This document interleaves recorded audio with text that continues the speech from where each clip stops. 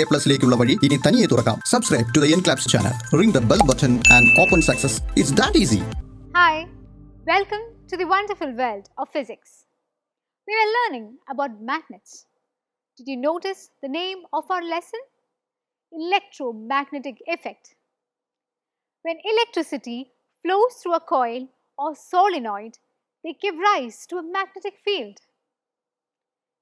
Here you can see an electromagnet and a bar magnet. What are the main difference between them? Let's see. Here a coil is connected to a power source through a switch. When the switch is turned on, the needle of the compass placed nearby deflects. When the switch is turned off, the needle returns back to its original position. One thing is clear from this. When electricity flows, the coil shows magnetic nature.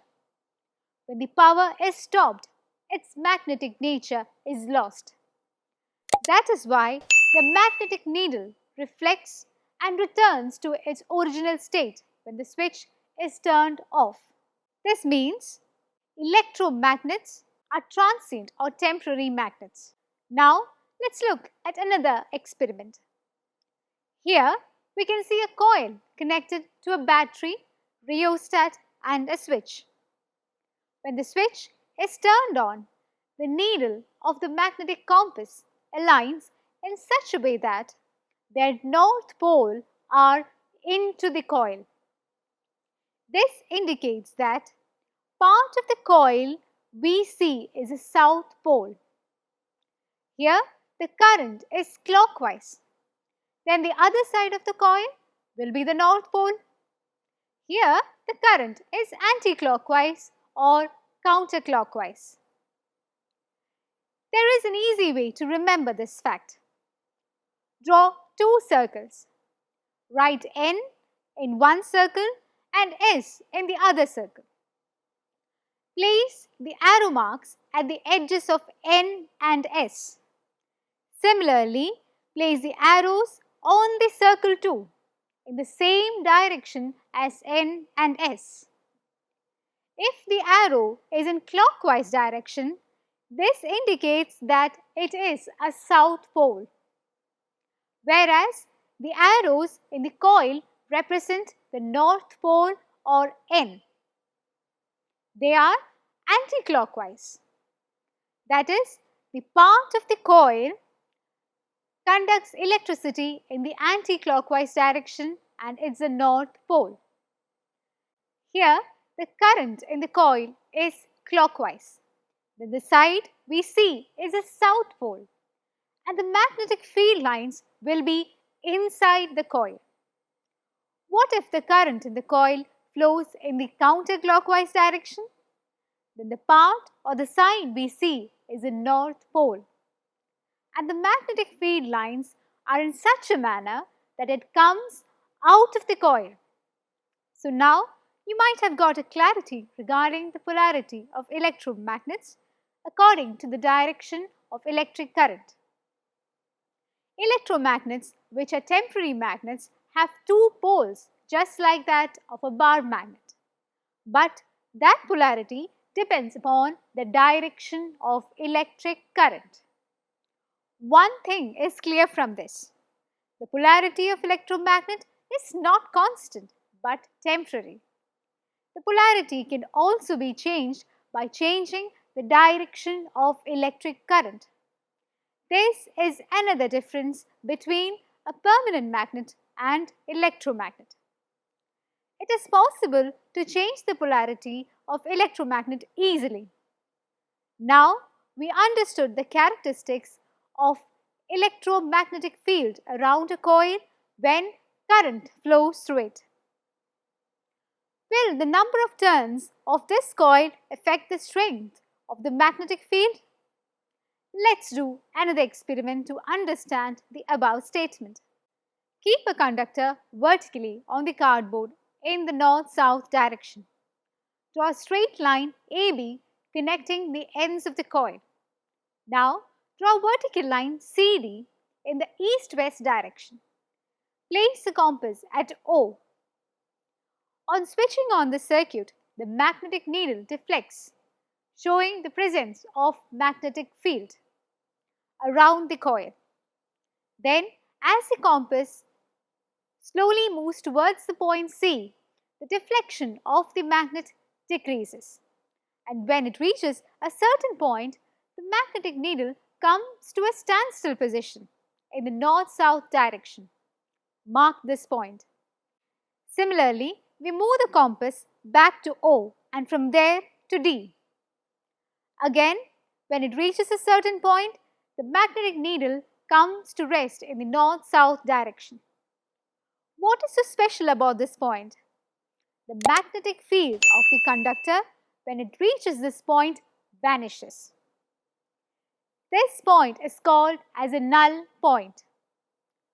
Now, if the same experiment is done by increasing the number of turns of the coil of a conductor, what will happen?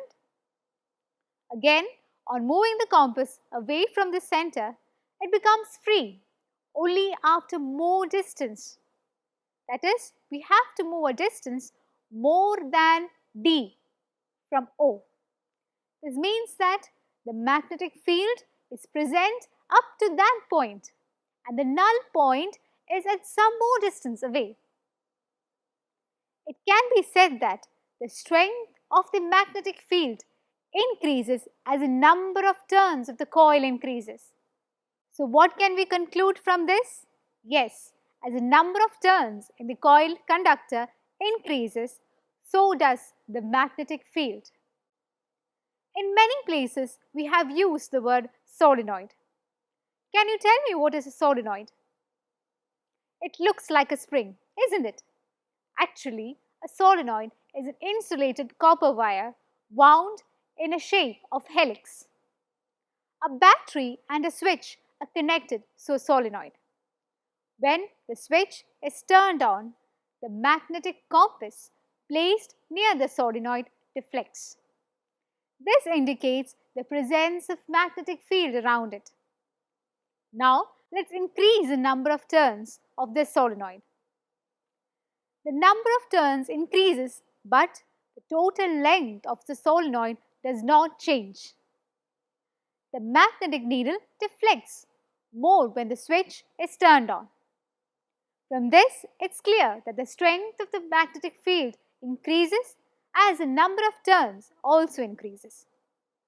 Now, let us add one more cell in the circuit. More current flows through the solenoid. The magnetic needle deflects more.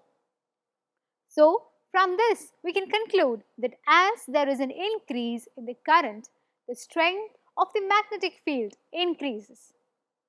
Next, we are going to insert a soft iron into the solenoid as its core. The core means in the interior. What do you see when the switch is turned on? The needle of the magnetic compass shows a larger deflection. The higher deflection of the compass needle indicates that when electric current flows through the solenoid, a large magnetic field is formed there, or the strength of magnetic field increases. When electric current is passed through a solenoid, a magnetic field is created inside and around it. Due to the high permeability of iron, the magnetic field lines passes through the iron and it becomes a magnet. This is called an electromagnet. That is actually how an electromagnet is made. How can we increase the strength of electromagnet? We made some changes to the solenoid, and in each cases, did you observe the deflection of the magnetic needle? Yes.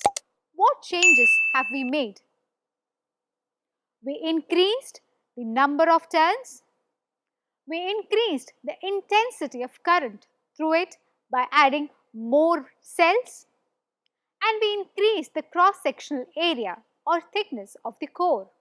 In this way, we can make a strong electromagnet. Here, we are using soft iron as a core. One would wonder what happens if steel is used instead of soft iron.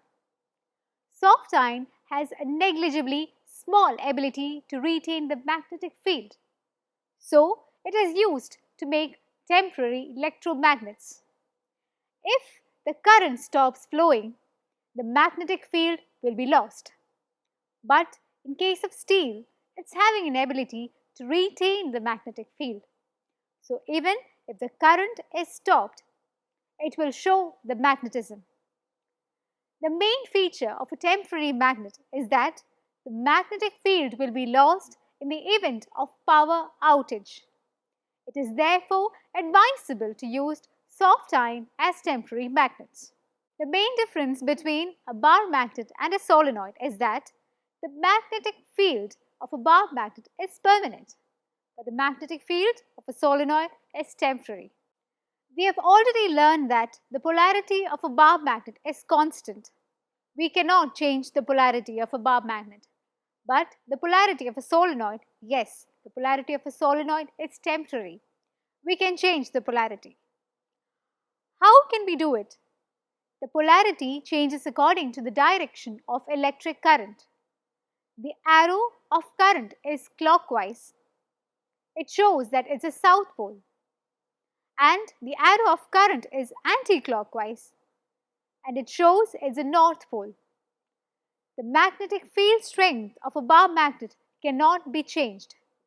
But how can we change the magnetic field strength of a solenoid? It's just by increasing the number of turns. Adjust the number of circuit and also use a soft iron. We have learned about permanent magnets and temporary magnets. How can we change the magnetic field strength of a solenoid? By increasing the number of turns, increasing current, and also using a soft iron. We have learned about permanent magnets and temporary magnets. We can definitely expect a question for your exams from this part. Concentrate well and learn properly. Now, let me ask you something. Do you know any devices that work on the principle of magnetic field of electricity? There are definitely such devices in your home.